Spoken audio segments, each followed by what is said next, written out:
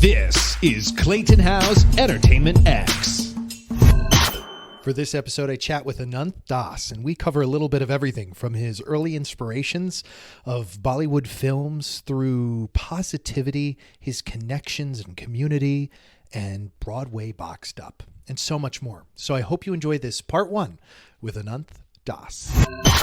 We're back. I'm Clayton Howe, and today with me in person, this is the third in-person guest I've had since COVID, Anant. Anant, thank you for joining the show today. I'm so honored to be here. Thank you for having me. We come together by way of a number of people, which is so awesome about the theater community. I have a lot of questions from investing to producing to Broadway Boxed Up, current shows, past shows. Before we get to any of that, I want to take it back to the beginning of time for you. What were your entertainment dreams growing up? That's such a great question. I grew up loving Bollywood films. Seeing people singing, dancing, talking on stage, on film.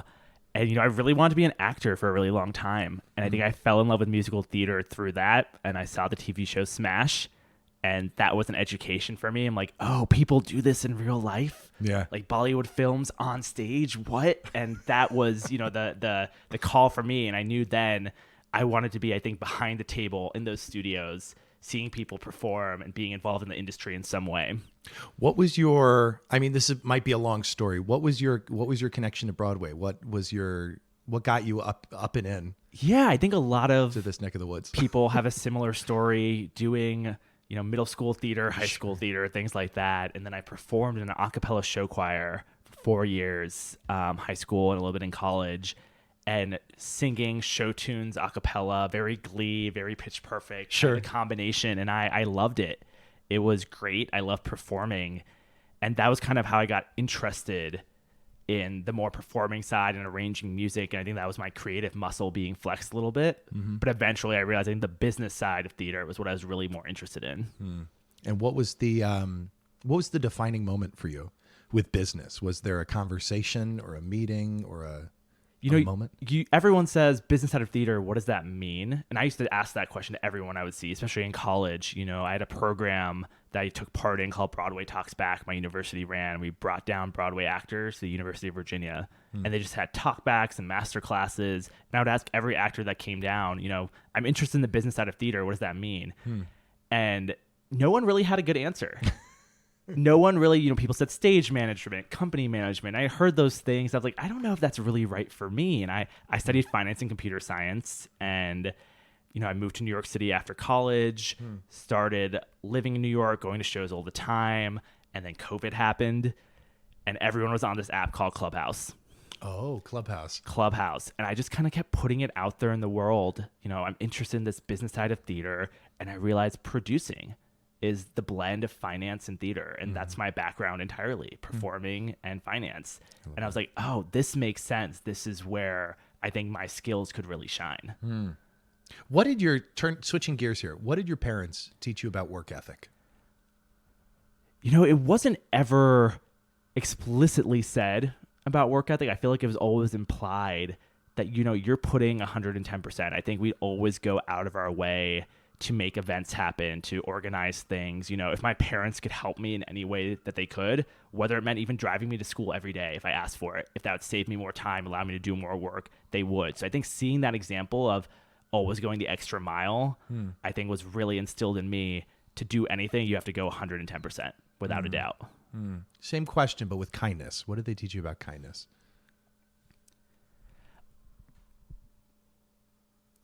I think kindness has always been ingrained. We came to this country as immigrants. I've been in this country my entire life, but, I wasn't born here.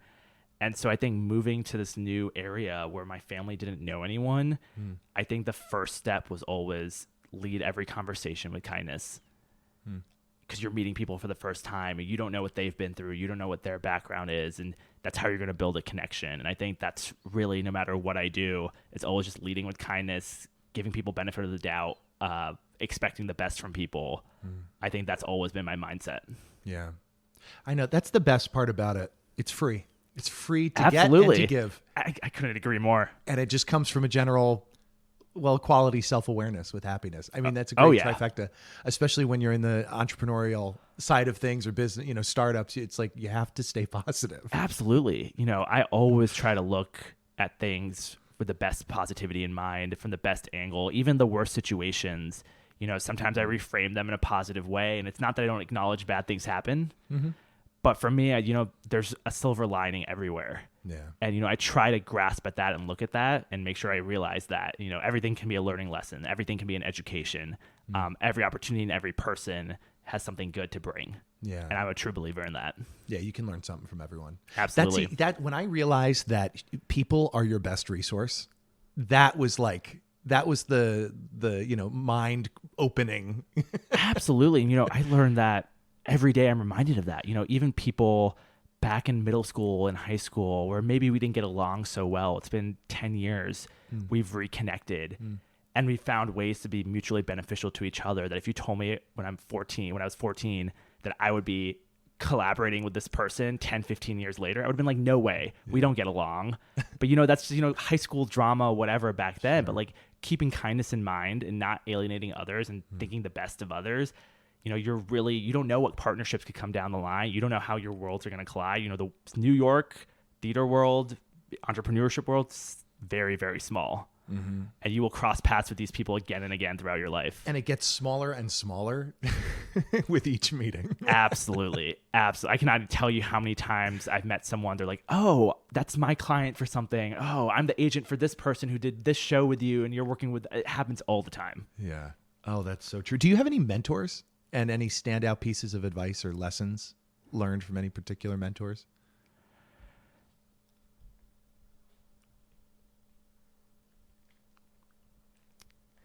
Yeah, I think the best piece of advice recently has come from a mentor, and that, self-worth comes from within. And I think that's a great thing to apply in business situations. Yeah. Because there's a lot of imposter syndrome in every industry. Yes. So much imposter syndrome. And it's like, wait, you're here for a reason. You're more than capable. And you have to believe that yourself. Confidence comes from within. And I think realizing as I've gotten older that people, when I was younger, who were older than me, they didn't know more than me. They were just confident about it, and they believed in their self-worth. And so realizing that and walking around with some confidence and believing in your own self-worth, I think is so important. Yes, it really is, because so many of us want to create new things, but yet you have to go outside your comfort zone. I mean, you're not going to know how to do it. Otherwise, you would be, working in a factory, and there's nothing wrong with absolutely repetitive movement. But if you want to do something that's never been done before, you have to act in a way that's never been acted before. Exactly. And that comes from, you won't know what you're doing. And it's so easy looking from the outside to think everyone knows what they're doing or knew what they were doing back then. Yeah. But truly, no one did. Yeah. Everyone is just figuring it out as they go. And I think once you realize that, you're like, oh, I'm on the right path. I'm doing things right. Yeah. Yeah, because you will make mistakes, but that's hopefully you're working with people that are not going to take advantage of that. Exactly. Exactly. You can ask questions and learn. That's good. No, I'm glad we're documenting this. I really am. Is there along that vein, is there a particular project that has taught you the most about yourself, or a significant amount about yourself? I think being involved with starting my own Broadway related business. I've learned so much through creating Broadway Boxed Up the past 2.5 years. The idea came to me May 2020. The pandemic just ended, and I thought, what can I do to bring theater to the homes of fans? And then social justice protests of summer 2020 started. I was like, oh, maybe I can have a social justice element to it and really educate fans about diversity and inclusion and the things I care about too. And I'm such a risk-averse person, or definitely was way more back then. And, just investing a little bit of money in an idea that I had total control over was so frightening to me. Yeah. I didn't want to waste startup money. I was so frightened about that. And to be able to take that risk and believing in myself and doing it, not only has it paid back financially, but it's realized like, oh, I need to believe in myself. I need to take risks like this. I'm at the perfect age to do so. I have the skills. I have the network. I shouldn't be shy to invest in myself, especially in ideas that I have, when it's so easy for me to throw money at someone else's ideas that I think are really great. Yeah. Opening those floodgates, basically. I mean, once you do it once or twice, then it's like, okay. Easy, piece of cake. Yeah, don't even think twice. You're like, yeah, this seems great. Check signed. Oh, yeah. But it's a lot easier to get to yes for yourself. You still have your key performance indicators, and Right. you're looking at the numbers and everything. But the threshold for getting over that line to say, Absolutely. yeah, okay, I'll invest. What did that look like, the early days? I mean, early days. We're talking like 2 years ago. Not that long ago. Summer 2020, I have a Google spreadsheet, called it Boxed Up Broadway. That's what I thought the name would be for a while until I switched it to Broadway Boxed Up. But honestly, I came up with a name first. It just hit me. Yeah. And it was just the idea of what is a subscription box and what would go in it that fans would resonate with. And, I love designing merchandise and I love ordering merchandise and working with community partners. And it felt like merchandise was the right way. And I was like, oh, maybe I could start getting virtual events in there and interview actors, maybe do an Instagram live, Sure. Maybe write little articles on postcards about different theater nonprofits and organizations and teach people about what's out there. Because, I know living in New York, I'm in such a bubble. Mm-hmm. And I remember when I wasn't in New York, I didn't know anything that was going on in New York. And so keeping that in my mind, like what would people outside of the New York community want to know about theater or would like to know that they don't even know exist? So it's kind of coming up with that and figuring out how do I put this in a box and ship it out each month. And, I look back now at our first box, October 2020. I'm like, wow, I can't believe I sold that.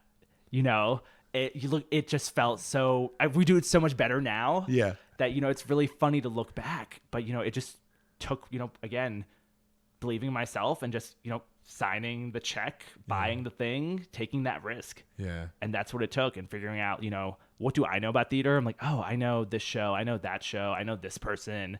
I know people would like to learn more about stage management. So let me include something about that in there and just kind of using my best judgment. Yeah. And humor me for a second, because Absolutely. when I think of merchandise, I think of dealing with people in other countries on the other side of the globe to create an item.